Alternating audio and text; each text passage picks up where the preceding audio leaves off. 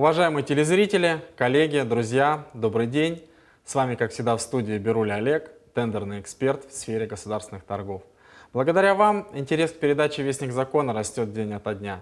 Все большее количество зрителей смотрит нашу передачу. И самое главное, растет количество вопросов и комментариев по теме каждой передачи.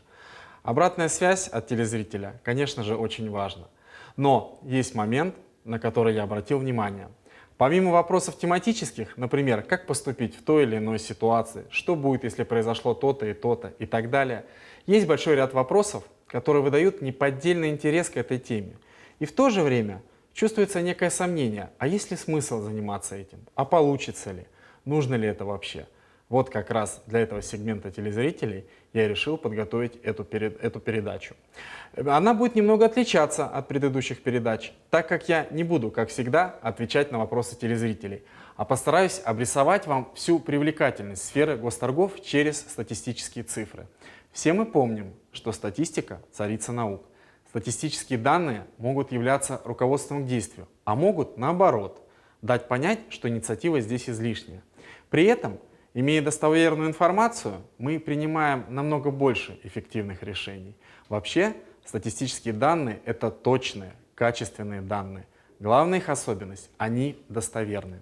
Соответственно, ниже приведенные цифры могут сподвигнуть вас или рваться в бой и участвовать в каждом тендере, а могут остудить пыл, так как определенные сферы, например, имеют высочайшую конкуренцию.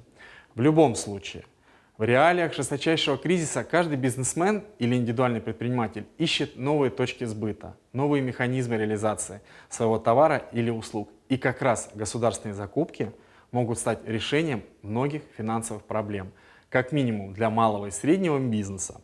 Да и крупная компания вряд ли откажется от дополнительного сегмента рынка.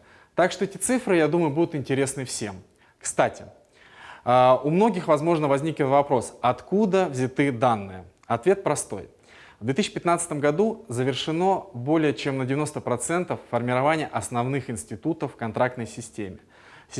В 2016 почти все незаконченные процессы были доведены до логического конца, такие как нормирование и обоснование закупок, планирование закупок, информационное обеспечение закупок, проведение торгов, общественное обсуждение крупных закупок, контроль за закупками, контроль за мониторингом закупок, аудит закупок, профессиональная подготовка в сфере закупок.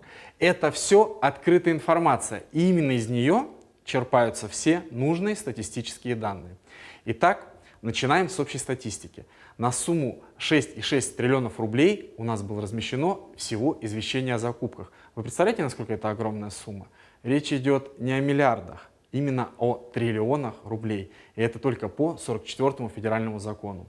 5,3 триллиона рублей – это общий объем заключенных контрактов. То есть вы понимаете, госзаказчик захотел товаров, работ, услуг на 6,6 триллионов рублей, а ему все это поставили на сумму 5,3 триллиона, то есть экономия больше 1 триллиона рублей.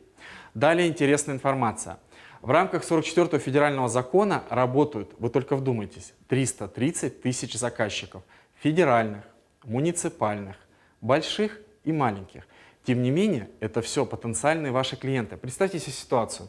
У вас есть какой-то товар, и вы нашли место, где сразу находится 330 тысяч покупателей, и все хотят купить ваш товар. Кто-то дешевле, кто-то по вашей цене. И вот как раз таким местом является сфера госзакупок. Сайт, где размещаются все эти закупки, это сайт закупки.gov.ru. Это то место, куда ежедневно приходят более 70 тысяч поставщиков и ищут своих потенциальных покупателей. Я думаю, что те, кто еще не участвует в закупках государства, должен об этом задуматься. Кстати, в структуре ВВП доля государственных закупок составляет 10%. Помимо этого, как я уже говорил в свое время, возрос уровень доверия бизнеса к государственным закупкам. То есть в чем это выражается? Среднее количество участников закупок на торгах увеличилось с 2,5 до 4. И цифра растет далее. То есть каждый день кто-то решает, что и ему надо попробовать и не бояться, раз столько людей задействованы в этом процессе. Значит, это того стоит. Обратите внимание, на официальном сайте закупки.gov.ru в 2015 году было размещено, внимание, 3 миллиона 72 тысячи 330 извещений об осуществлении закупок на сумму, как я уже говорил, 6,6 триллионов рублей. В сравнении с 2014 годом количество извещений о осуществлении закупок увеличилось на 10,4%. Тем не менее, есть цифры, о которых стоит всем задуматься. В 2015 году было расторгнуто почти 500 000 контрактов, а если быть точным, 495 079 контрактов на сумму более 1 триллиона рублей, что на 34% превышает показатели 2014 года. Что значит расторгнут контракт? А это значит, поставщик потерял обеспечение контракта, заплатил штраф и в худшем случае попал в реестр недобросовестных поставщиков. То есть цифра в 500 000 расторгнутых контрактов должна заставить задуматься. Выявлено, что неэффективными признаны около 11 тысяч закупок на сумму 198 миллиардов рублей, что составляет почти 4% от объема закупок. Это говорит о том, что проверяющие органы работают, сфера улучшает свою работу, так как все стороны знают, что при неправомерных действиях последует в обязательном порядке наказание.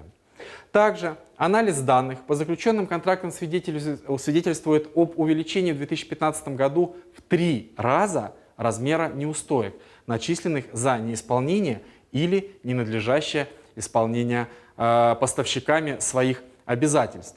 Данный рост обусловлен возникшими у поставщиков сложностями по исполнению контрактов с фиксированными ценами в условиях большой волатильности рынка. Все мы помним этот скачущий доллар в 2015 году и как результат срывы сроков поставок или поставка товара ненадлежащего качества. Тем не менее, поставщики, не рассчитавшие свои силы, заплатили объем денег в 3 раза больше, чем в предыдущие годы. Так вот, среднее значение начисленной неустойки на один контракт составило почти 3500 рублей. То есть 1 рубль неустойки на 480 рублей стоимости контракта. Вот такие цифры. Конкуренция закупки, проводимые в соответствии с законом 44 ФЗ в 2015 году, как я уже говорил, возросла в сравнении с 2014 годом. Давайте поговорим о наиболее конкурентном способе определения поставщика. Как это ни странно, это двухэтапный конкурс, на участие в котором в 2015 году в среднем было подано почти 6 заявок. Причем хочу напомнить, что двухэтапный конкурс проводится в определенных случаях и только на сложный товар, установленный законодательством. И тем не менее это никого не пугает. Двухэтапный конкурс проводится тогда, когда предметом контракта являются либо выполнение научно-исследовательских или проектных работ, архитектурно-строительных, при проведении различного рода научных экспериментов, каких-то изысканий, тогда, когда поставка происходит инновационных и высокотехнологичных товаров, в случае закупки энергосервисных услуг, в случае закупки услуг по созданию литературных произведений, произведений искусства, либо их исполнения. Отличительная особенность этой процедуры – это возможность уточнения заказчиком характеристик объекта закупки или критериев оценки поданных заявок непосредственно в процессе проведения процедуры. При этом закупка осуществляется в 2 этапа. Это что касается конкурентной процедуры. Наименее конкурентным видом тендера является запрос предложений. За 2015 год, на который в среднем было подано, обратите внимание, всего 1,3 заявки на один тендер. Запрос предложений у нас тоже играется только в определенных случаях. И тоже только на товар, предусмотренный законодательством. И здесь, как вы видите, конкуренция в 4 раза ниже. Задумайтесь, что закупается через запрос предложений. Закупка электроэнергии у гарантирующего поставщика. Закупка спортивной экипировки. Оборудования. Инвентаря для подготовки к соревнованиям, а также для участия в Олимпийских и Паралимпийских игр сборных команд Российской Федерации. Лечение российских граждан вне границ Российской Федерации. Закупка услуг преподавателей и экскурсоводов у физических лиц. Закупка товаров, работ, услуг, в отношении которых ранее заключенный контракт был разорван в связи с невозможностью его исполнения ввиду уменьшения ранее доведенных лимитов. Закупка лекарственных препаратов, необходимость в которых признана врачебной комиссией и зафиксирована в соответствующих документах, причем в случаях жизненных показаний пациента или индивидуальной непереносимости аналогов. Следующий момент. при признании несостоявшимся электронного аукциона или повторного конкурса, проводимых в соответствии с 44 ФЗ. Еще один момент. Закупка народных художественных изделий по образцам, зарегистрированным в установленном законодательном порядке.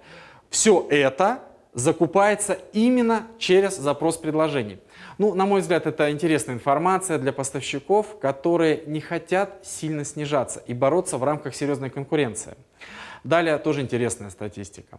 Среднее количество заявок, поданных на одну процедуру определения поставщика, в зависимости от объемов закупки. Рассмотрим ценовой диапазон закупки до 10 миллионов рублей. Тут у нас подается примерно 3,5 заявки на один тендер. Ну, большая конкуренция. От 10 до 50 миллионов уже меньше. 2,8 заявки на один тендер. От 50 до 100 миллионов рублей. Чуть больше 2 заявок на один тендер. От 100 до 500 миллионов рублей 1,8 заявки на один тендер. От 0,5 миллиарда до 1 миллиарда всего 1,5 заявки. И более миллиарда рублей у нас подается в основном одна заявка. Итак, что мы видим? Если хочешь минимальную конкуренцию, участвуй в тендерах от полумиллиарда рублей. При этом, обратите внимание, самая большая конкуренция в маленьких тендерах до 1 миллиона рублей. Вот в запросах котировок я иногда встречал до 60 участников в одной процедуре. Задумайтесь, 60 участников. Как вы считаете, при такой конкуренции будет ли выигрышная цена экономически привлекательной? Я думаю, вряд ли. Хочу напомнить, что запросы котировок у нас проводятся на сумму не более 500 тысяч рублей. Далее, еще более интересная статистика. Среднее количество заявок, поданных на одну процедуру определения поставщика, в зависимости от вида работ. Если мы берем работу общестроительные, 3,5 заявки на одну процедуру, высокая конкуренция. Препараты фармацевтические, 2,81 заявки на одну процедуру. Изделия медицинские, включая хирургическое оборудование, чуть больше 2 заявок на одну процедуру. Услуги кредитных организаций, чуть больше 1,5 заявки на одну процедуру. Услуги по покупке недвижимого имущества, 0,75 заявок. Дальше я расскажу, что это значит. Услуги по управлению и эксплуатации недвижимого имущества за вознаграждение, 1 заявка. Услуги, связанные с научными исследованиями и экспериментальными разработками в области естественных и технических наук. 1,77 заявки. Обратите внимание на закупку услуги по покупке недвижимого имущества. 0,75. То есть заявок приходит меньше единицы.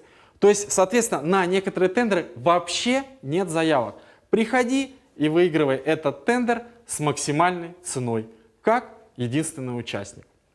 А можно заниматься строительством, да, многие идут в эту сферу, но при этом надо быть готовым, что как минимум еще 3 участника придут на тендер постройки помимо вас. Так что решать вам, с каким товаром и в какую отрасль идти в госзакупки. Далее хочется рассказать об ужесточении контроля за закупками государственных структур. Вот сведения вам об осуществлении контрольных мероприятий Федеральной антимонопольной службы России. Поговорим о проверках. Значит, ФАС у нас провел плановых проверок 286. И при этом огромное количество внеплановых, в том числе в отношении закупок для обеспечения федеральных нужд. Более 4000, 4186. Для муниципальных нужд почти 4000, если быть точным, 3934. А вообще всего 11206 проверок он провел. Соответственно, при проведении плановых и внеплановых проверок в отношении закупок, осуществляемых в соответствии с законом 44 ФЗ, проверено почти 53 тысячи, задумайтесь над этой цифрой, процедур определения поставщика, из которых в 16 838 процедурах, а это 32%, выявлены нарушения. Таким образом, ФАС России проверил каждую 60-ю закупку. При этом по результатам проверок у нас выдано 3500 предписаний об устранении нарушений законодательства Российской Федерации о контрактной системе в сфере закупок. Как вы видите, работа ведется. И ведется очень активно. Эта информация очень важна для тех компаний, которые считают, что в госзаказе все куплено и уже заранее предрешено. И во всех тендерах победитель уже заранее известен. Это, друзья, не так. Коллеги, друзья, я постарался вам привести сегодня самые, на мой взгляд, интересные цифры статистики. Надеюсь, они вам помогут принять правильное решение. Ну и у меня в конце, как всегда, несколько советов для вас. Смотрите мою передачу, читайте литературу госзакупок, изучайте сайт закупки ГОВ. Там есть вся нужная информация для потенциального поставщика. На сегодня у меня все. С вами в студии был Бируля Олег. До свидания.